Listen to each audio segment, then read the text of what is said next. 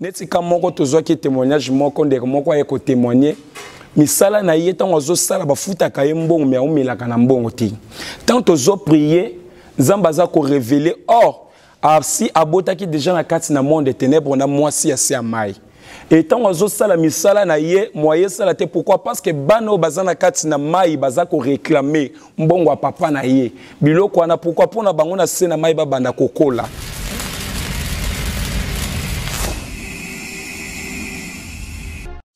Nazo pambola bomoko ya mboka mingi na moni penza etalisi pena eza bomoko ya mboka ezwi mboka efandisi mboka ekonzi mboka epesi mboka oyo lolenge ya kozala na mboka yaona biso bomoko ya mboka oyo na senga na bandeko balanda bomoko ya mboka nkola pambola bango.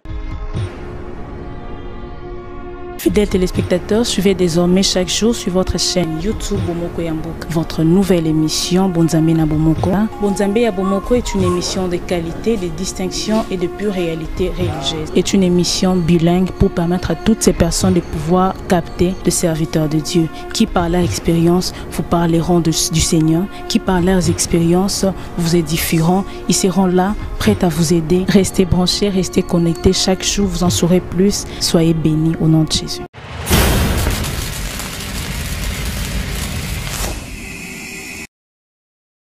Shalom peuple de Dieu. Lelo tu es le mystère à délivrance. Mini bayo kaka délivrance, mais baye baraté c'est quoi délivrance? Premièrement, il faut savoir que délivrance est un acte à délivrer quelque chose ou quelqu'un. Ça dit muto o eloko eza na kati na captivité moko boy, ko rendre en libre. C'est ça, c'est qui est délivrance. Et par là, il y a plusieurs délivrances, mais il y a le corps et l'esprit. Il y a la délivrance spirituelle et la délivrance physique. Et entre les deux délivrances, il y a la délivrance qui influencer monsieur. Jamais délivrance physique qui influencer le spirituel, mais c'est la spiritualité qui influence la physique. Je vais ça exemple, il y a mibale na kati na Bible. Tozui Saoul, tozui na David. Saoul azalaki délivré physiquement mais spirituellement azalaki délivré. C'est ça il faut batubaye ba importance ya suka ya délivrance. Mutu aza délivré spirituellement a suka ka bien. Mais mutu aza délivré physiquement spirituellement aza délivré te a suka ka mabe. Au moment David azalaki délivré spirituellement mais physiquement abandaki ko souffrir. Voilà pourquoi plus tard délivrance spirituelle et l'attaque zoto David a suka ki na kati na kemo. Plus loin Jésus-Christ a zolo na kati na Bible loko ebumaka mutu eza o ekotaka te mais eza ko bima. C'est-à-dire où la spiritualité eza na kati yango eza ko influencer ou eza libanda. Voilà pourquoi tozolo bela lelo thème moko ou eza très capital, très important dans la vie. Il y a banana Zambie. En là to komona qui a besoin d'être délivré. Tout le monde vraiment tous allons na posa cause à la délivrer. Tout un enfant de Dieu, mutunyon soit na kati na mokili za na posa délivrer. La délivrance parce que Bible zoba mokili mobimba o tozali o eza sous ya pouvoir du malin. Na sia pouvoir moini Satan. Mutunyon soit na posa cause à la délivrer. Voilà pourquoi on a battu belé toza ko prier tozo kene na église mais battu belé mazo kene na église baza délivrer ti. Let ba foule monsieur tozo mona partout ba foule les alliés maman mais battu baza délivrer ti. Donc il faut vraiment connaître la délivrance et la vraie délivrance et comment être délivré, c'est ce qui est important. On a évité maman ce que vous avez là comme monsieur Koki au Baksa par rapport non. OK. Bonjour, Banana Nzambe. Ngai pona ngana koki koluba. Mutu il faut aller délivrer à partir ya yemo kona na makanisi na ye. Amen.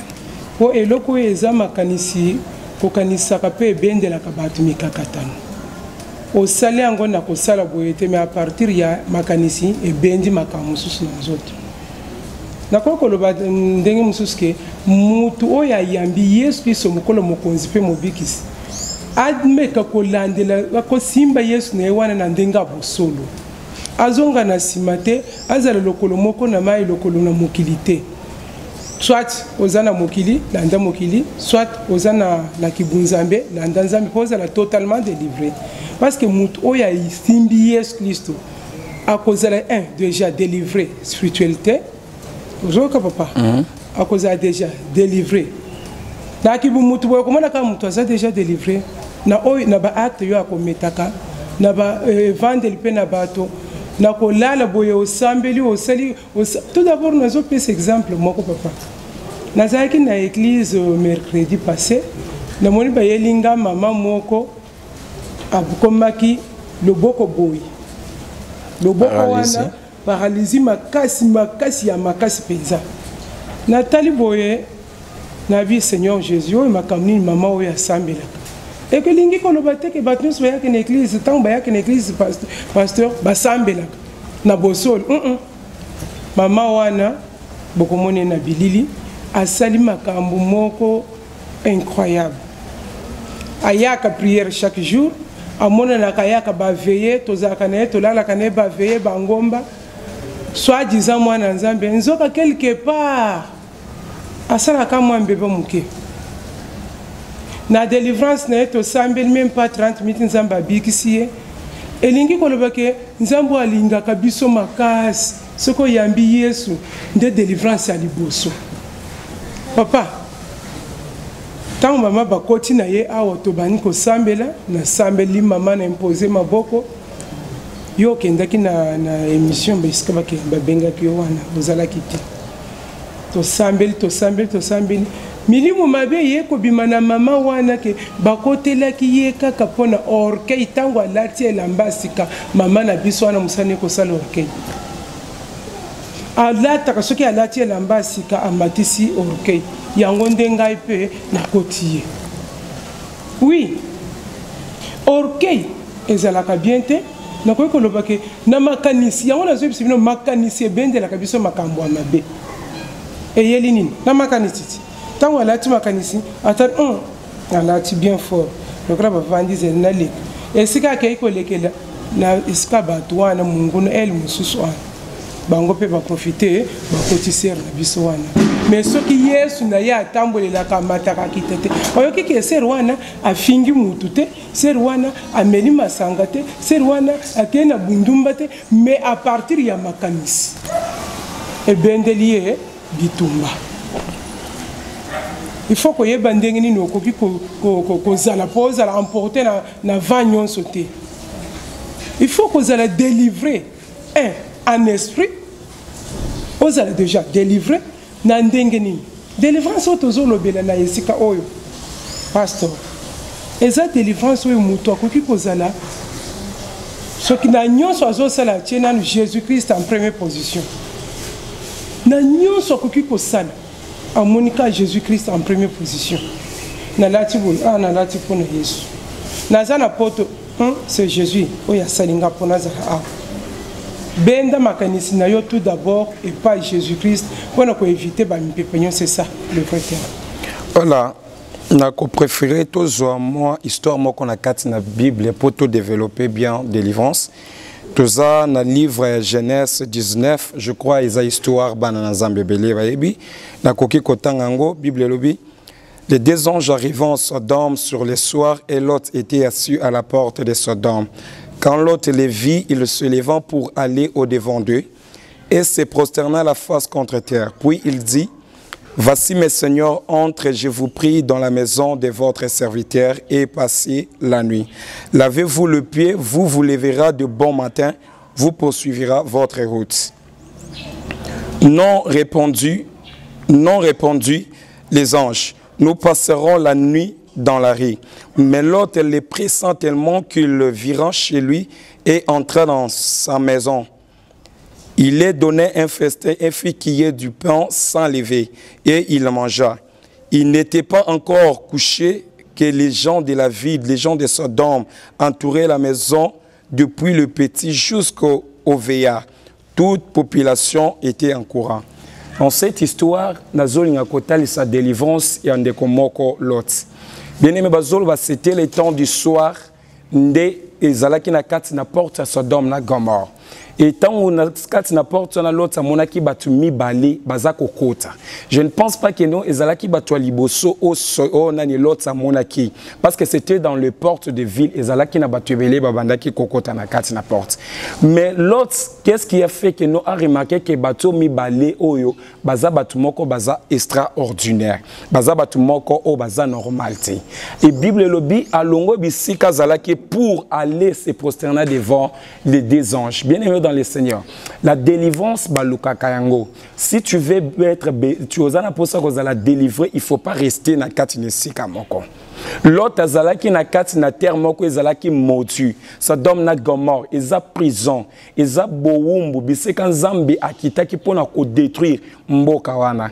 Mais na kati na mawana ye atindaki de deux anges. Bible etangeli biso ba komba ba ange wana mibaleti. Mais par la grâce de Dieu te ko révéler ba ange mibalana bazabanani.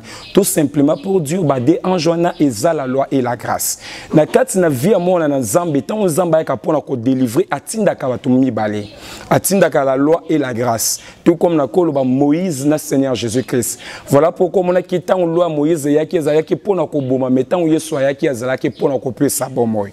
Tomba koti, il faut d'abord avoir la révélation. Pour être délivré, il faut la révélation.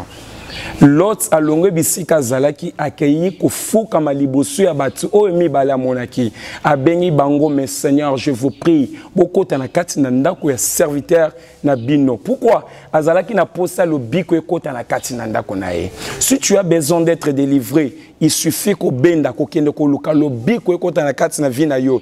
Yesu azoloba eza ba belinde bazalaka na posa ya ba docteur. Ça dit il faut faire un pas pour chercher la délivrance. Mais yo komona keno na vina yo ozana ba problème ebele. Ozomona keno na kati na faye na yo makambo eza ko simbati mais ozawana ovandi. Délivrance ko ya ko luka yo te mais yo il faut faire un pas. Okende ko luka délivrance. Tant ba ange ba boya ki ba bité to ko passer butu na biso libanda. En réalité ba ange bazalaki na posa ko bikisa yeme balinga ki bata la foi na ye. Parce que ma combien lobi vous me cherchez vous me trouverez mais si vous me cherchez de toute votre cœur. Quelque part, est-ce que vraiment tu as besoin de délivrer, et ça dépend tout de ton cœur, de ta foi. L'autre azalaki na konzimba, de monaki akangaki ba ange oy, andima ki te bala la libanda. La maison de l'autre ezali nzoto na ye, ezali vi na ye, azalaki na posa lo biko ekota na kati na ndako na ye. Pourquoi? Parce que na Sodome lo biko ezalaki te. Na kati na mondo tozali o mama na koki ko lo biko ezalité. Le biko ezali se ko kimela epai ya Yesu. Tango après ça ki ba ange ba ki ba kota ki na kati na ndako na ye. Tango ba kota ki atika ki bango bonte. Na lingi na soulever loko moko mama. Oyebi ezana bana na nzambe belé batika délivrance libanda evina bango. Bana nzambe belé bakutana na ba ange na nzela me bazalaka sezité. Pourquoi? Na bizaleli mutu mususu akozala za na mutema mala mutu même en des choses de Dieu okoye bate Seigneur Dieu akozala osenga nzambe na za na posa kobota eloko boye zamba ko tindela ona kati na nzela na yo mutu moko azangitini metango zomona ye yo négliger ye parce que tantôt okomona pasteur moko bo abimelio aza na niveau moko ya se yo négligé parce que za na niveau mais ozoluka na full oluka po pasteur wana za na nguya makasi. Non, le Seigneur Dieu ko utiliser loko mo ezanga tina pourquoi point ba kopesa nene lobiko. Je vais dire à bana na nzambe ke bisike belo tozomona ba full onine boye mingi nzamba zaliti. Nzamba ko utiliser mutu nyonso alingi ko utiliser pourquoi pona kopesa lobiko. Soki atika ki bango eza batu ebele bazalaki na kati na Sodome wana bamona ki ba ange wana neti batu bazanga tina. Le même Yesu Bible lobi tango yaki na sena moi azalaki na beauté moko te mutu akoki otala ye. Eloko moko ezanga tina biseke eloko ezanga tina wana batu bazomona ke tina ezali tende biseka lobiko ezali. C'est ça. Bisika la délivrance ezalaki. Tant ba ange ba kotaki na kati na ndako ya nani ya Lot. Lot atika ki bango bongo te. Asalela ki bango eloko kolia pe asokola ki bango makolo. N'espèce de la kasoki ozo pese eloko moko et pas musali na nzambe. Qu'est-ce qu'alobaka? Alobaka nini? Que nzambe apambola yo. Maman na pesi yo eloko, na pesi yo mbongo. Eloko nini okoloba na ngai? Que nzambe apambola yo. C'est ça.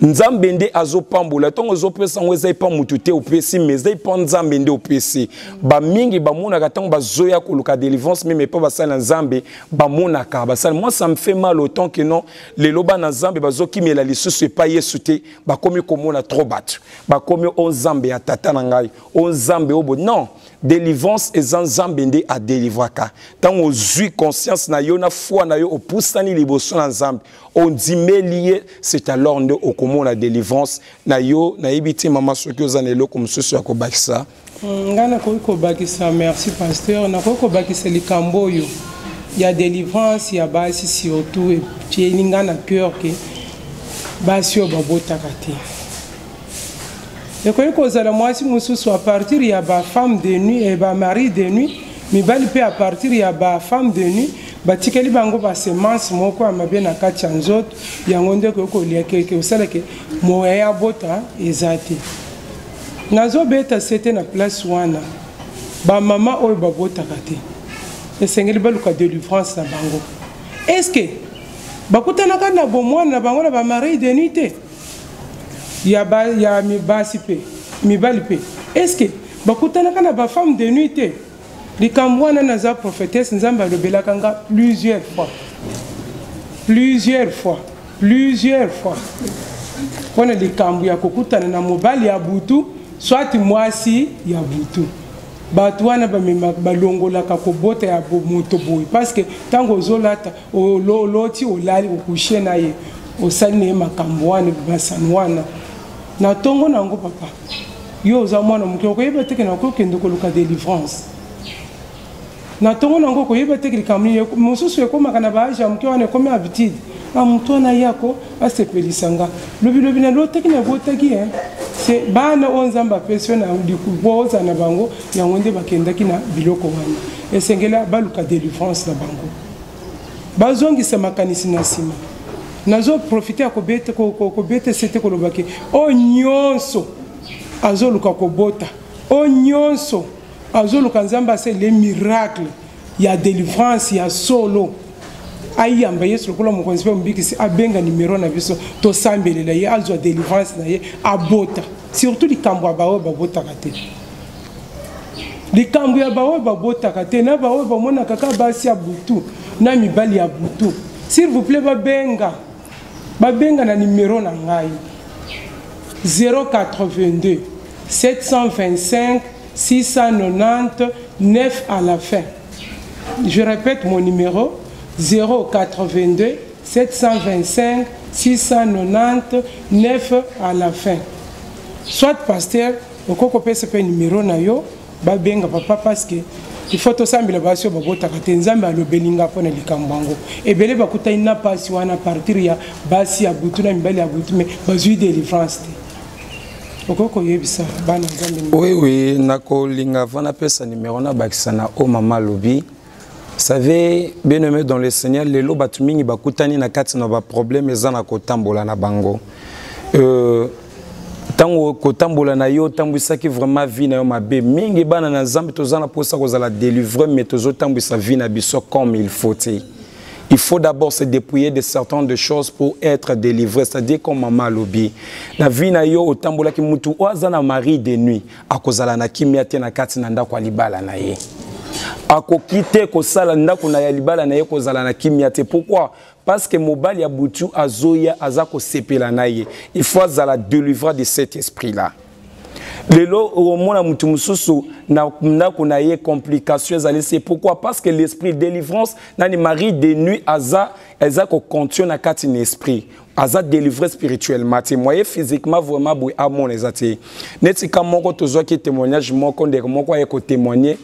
Misala na ye tant ozo sala bafuta ka mbongo mais omelaka na mbongo ti. Tant ozo prier, Nzambe aza ko révéler or si abotaki déjà na kati na monde des ténèbres na mwasi ya se amai.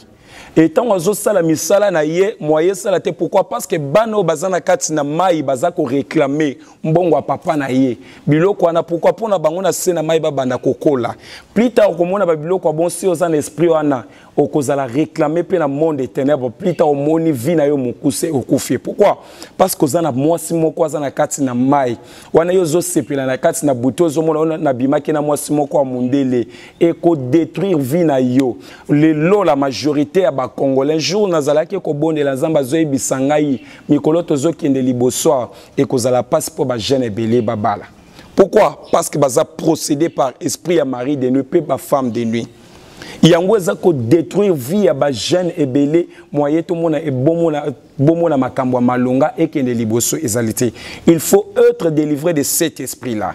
Bien aimé, nous servons un Dieu vivant. Dieu est capable de délivrer.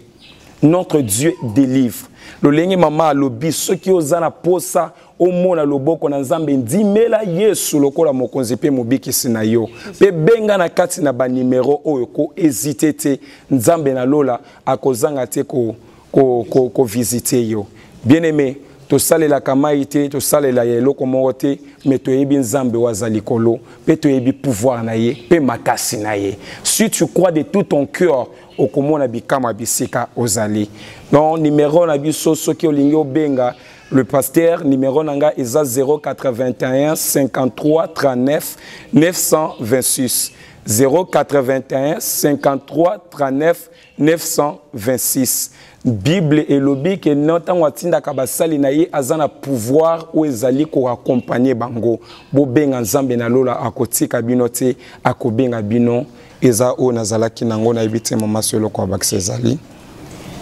Merci beaucoup nazo pesa bana nzambe nyonso mbote ko zongele lisusu kolobake soki déjà oza déranger na basi ya butu na mibali ya butu okozala soki oza déranger déjà na mibali ya butu na basi ya butu yeba ke ata moyen financier mbongo yo koluka kenake koluka musala nazo travailler oko travailler durement oko zwa mbongo mais ko sala nango eloko te parce que quelque part mais noir eko zwango oko zala mutu amalonga te na vie biloko ane bebisaka pe misala bana nzambe bebisaka pe kobota yango nazo bete sete pona ko yebisa bana nzambe na yebi ke boyebi ba mama o basala kombo na ba papa o basala kombo bo mekana na mafuta sika o boyeba ndenge ko sa oui asi tolingi to bondela pona bandeko nyonso bazolanda biso nzambe ya mona bino sala bino ngolo bien-aimé loko moko na koki oloba to koki ko bondela mais soki ozana foite et kozala impossible pona yo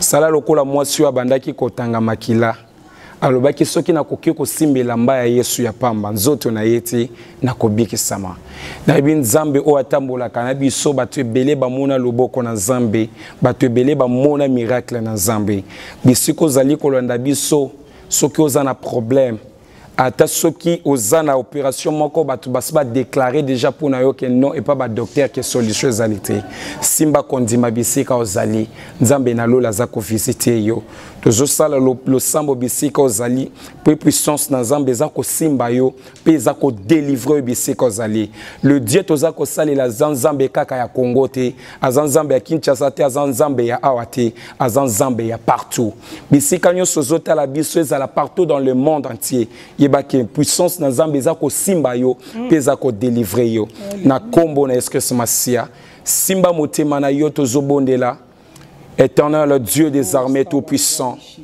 te pondeli, Seigneur Dieu par, Seigneur Dieu, ta puissance, ô Dieu des gloires.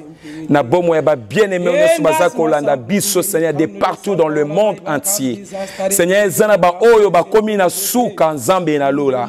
Ezana ndeko oya moi si Seigneur Dieu cancer makila Seigneur essaie de détruire et lié déjà makila na ye cancer des cerveaux. Ezana ndeko oh Seigneur Dieu tout puissant motema na ye Seigneur Dieu et si il y a mis déjà Seigneur Dieu na ba souci. Seigneur loboko na nguye simbaye. Loboko na ye simbaye. Seigneur Dieu puissance na yo et simba ba o bazako tambola te Seigneur. Puissance na yo fongola misu ya ba aveugle. Puissance na yo fongola misu Seigneur Dieu ya ba aveugle. Ba soud pe ba miwe ba loba na kombo na Yesu Christ Masia. Na kombo na Yesu Christ Masia. Nzamba pambola bino makasi. Bozala na kondima kaka na prière moké pour nzambe ça la sengete prière belé tu ya moké mais kaka ya moké oyo Dieu est capable ko sala bikamwa nzambe na lola apambola bino na kombo na Yesu Kristo Masia na bengami na kombo ya batu mingi babenga kangai le prophète Elohim Abraham Anissé na sepeli vraiment mais na préféré kato batu babenganga ministre. Pourquoi? Parce que okoyo kanga un jour koloba lokola prophète, un jour okolo kanga les choses koloba lokola pasteur, un jour okoyo kanga naza koloba les choses net évangéliste.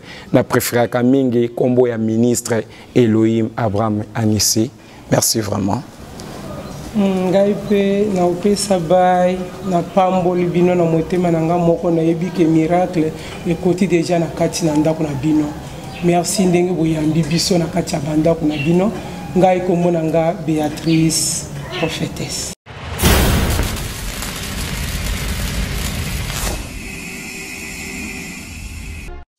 Nazo pambola bomoko ya mboka mingi namoni penza etalisi pena eza bomoko ya mboka ezwi mboka efandisi mboka ekonzi mboka epesi mboka oyo lolenge ya kozala na mboka yaona biso bomoko ya mboka oyo nasenga na bandeko balanda bomoko ya mboka nkolo pambola bango.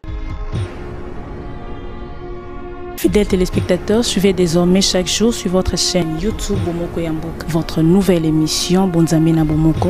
Bonzambe ya Bomoko est une émission de qualité, de distinction et de pure réalité religieuse. C'est une émission bilingue pour permettre à toutes ces personnes de pouvoir capter le serviteur de Dieu qui par leur expérience vous parleront du Seigneur, qui par leurs expériences vous édifieront. Ils seront là, prêts à vous aider. Restez branchés, restez connectés. Chaque jour, vous en saurez plus. Soyez bénis au nom de Jésus.